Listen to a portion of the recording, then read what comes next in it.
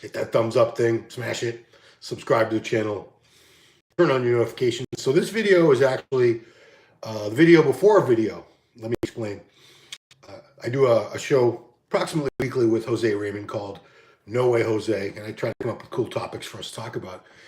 And one thing that I thought of recently to talk about was, all these videos that pro cycles, titles like Pro Cycles Revealed, what the pros really use. These get massive views. I'm talking like some get 1 million, 2 million views. I'm not even kidding. But all of them, anytime something claims to have the actual cycles that the pro bodybuilders, the top pros use, it gets crazy, crazy views. And I want to know why. I want to know why, because I want to present, your reasons to Jose, and I want to talk about them with Jose. Why does it matter to you? Is it just curiosity? You really just curious to know what these guys use? Do you think that if you use what they use, you'll look like these guys? If you look at that cycle, do you think they have secret drugs or secret stacks? Do you think they just use way more than everybody else? That's why they look the way they do. I'm honestly curious. I want to know what you guys think. Why you guys are fascinated with it, because it's like I said, these videos get, anytime a video like that is put out, it gets an incredible response. A lot of views, a lot of comments, a lot of questions. Obviously, you guys probably know where I stand on this, and I'm not inviting you to comment so that I can berate you or say, you're wrong, you're wrong. If you have a curiosity about it, if any reason that you have, it's your reason why you're so interested in it, or why you find it fascinating. I do get it, because there are so many different chemicals being used these days, PEDs. Back in the old days, you could just say steroids. Those days are long gone. Steroids are just a fraction of what's being used now. Obviously, I don't even know all the stuff that's being used now. I don't care to know. It's just, I'm not that interested, because I'm not going to go and use all that stuff. It wouldn't make much of a difference for me, especially, in my advanced stage, 52 years old, almost 40 training. What's it gonna do for me? I can understand some younger guys who still have many years of growing and improving ahead of you. I could see where maybe that would hold a fascination, but I want to hear from you guys, because I want to present to Jose some of the reasons. And I'm not gonna say, I'm not gonna present it to him in such a way that, like this moron said, it's not like that, guys. I respect all of you. Appreciate all you guys watching these videos. I really do. So I'm not going to throw you under the bus like that. So let's see if you guys have anything to say yet. Videos. No? Huh? Oh, yeah, I don't see it. So I'm going to switch over to the account on this. Yeah, I'm a little monkey. But yeah, a video that came up recently, switch account. Nick Trigilli did a video coming down to Cutler for having coaching services available to people. And okay, here we go. And one of the things that came up was, someone said for that much money, and it was $500 a month. You had to commit for 6 months. Say for that much money, you should get his cycle. And I'm thinking, cycle. What good is Jay Cutler's cycle when he was on top, when he was Mr. Olympia? What good did that do for regular people? Because he's not a regular person. Jay started training. He was already 185.9, 180 pounds, very, very solid kid before he started lifting. That was from, working, I think his brothers had a concrete business. He was doing manual labor on them. His parents had a farm, but he was a big, husky kid. He was 180 pounds before he started weight.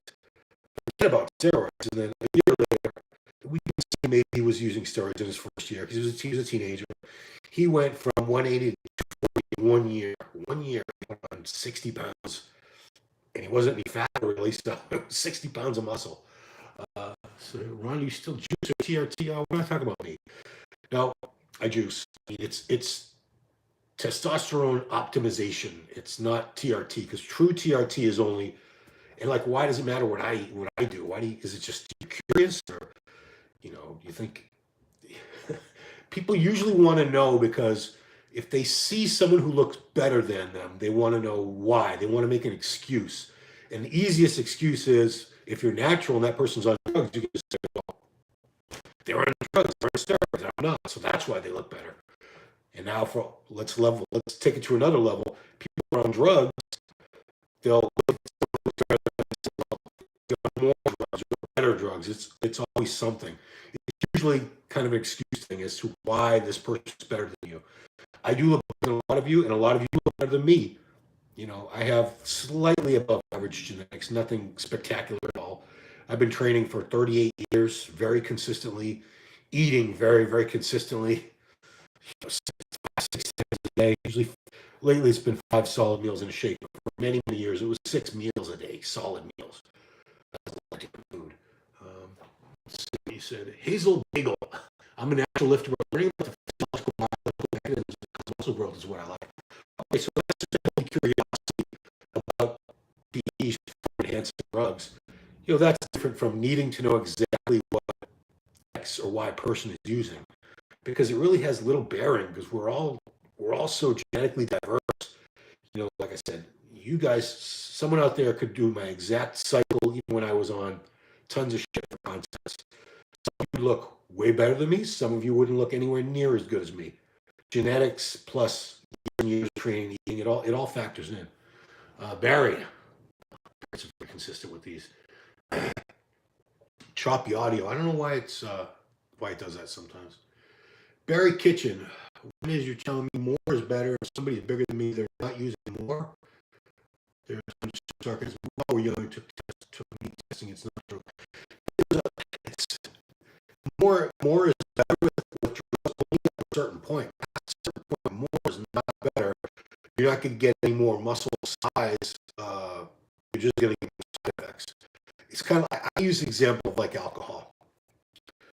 I like vodka. Vodka is my thing. That's my favorite thing to drink. I drink. There's certain alcohol in vodka that's going to get you very, very drunk. If you keep drinking past that point, are you going to get any more drunk? No, you're either going to black out, you're going to pass out, you're going to vomit, or, you know, unfortunately, in the case of someone like the late John Bonham, drummer for Led Zeppelin, you could die of alcohol poisoning if you can manage to get enough alcohol in you fast enough. You'll die. It is poison. But yeah, the sound is bad. I don't know why. Sometimes the sound is perfect. Sometimes it's not. It's the same iPhone, the same router, and all that stuff right here. Fix your network.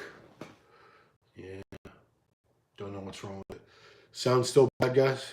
Still bad? It's just a phone. It's not a microphone. So keep going regardless.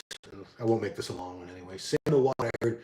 2 grams to 3 grams is average dose if you're a pro. What are your thoughts? Yeah, most pros, I haven't quizzed a lot of pros as to what they use. A, it's personal. B, I don't really care. I really don't care what they use. I'm not that interested in drugs. I use them, but I was never that fascinated. I'm the reason I don't go on like forums that are like advising people on gear is I don't think I know enough to really give solid advice about gear to people. I know enough, a little. I know what I need to know. That's about it. But I think 2 to 3 grams is about average. Of course, there are pros that will use twice as much, but do they need to? Past a certain point, is 6 grams going to make you twice as big as 3 grams? And then would 12 grams make you twice as big as 6 grams? It's putting more and more stress on your body, on your organs and everything. So you always have to put that in consideration because if someone's got major problems, they're done. That's it. You can only abuse your body up to a certain point, and then once your kidneys or your heart, something like that, it's bad news. Arsav, do you think IGF gains you're looking for another Acrylex? I don't have money for Acrylex. I know it's very, very expensive, but I think a lot of you guys sort of project your own situation onto me.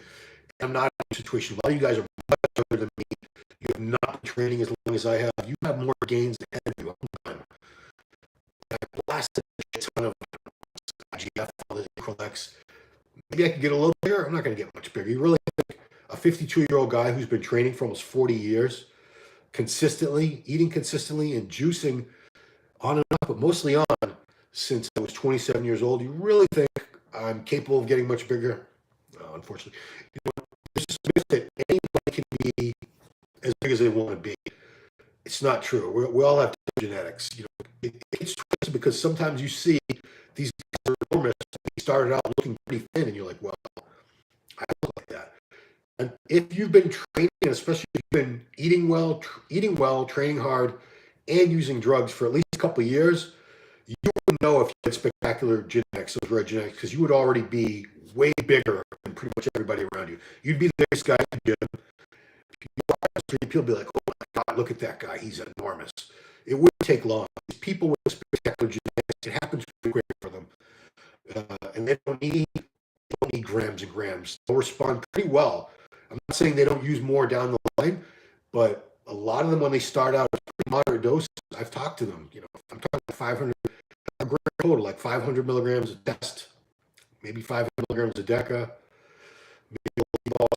They huge words, I put it this way: a lot of times, dogs are actually all one species.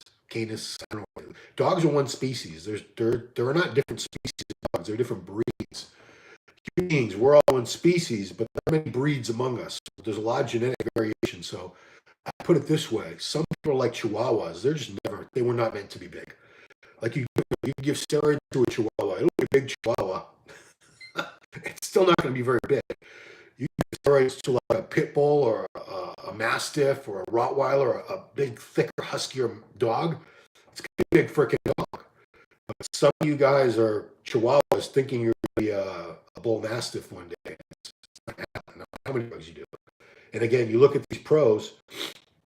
Don't look at how they started off. Some of them, like Jay Cutler, did start off pretty big. A lot of them, you couldn't see any real potential yet until they started training, started eating. They put the drugs in, like kaboom, they exploded. Barry Kitchen, Ron, I'm going to close this out and see if it's on my end, but man, I can barely understand you. It's probably my phone.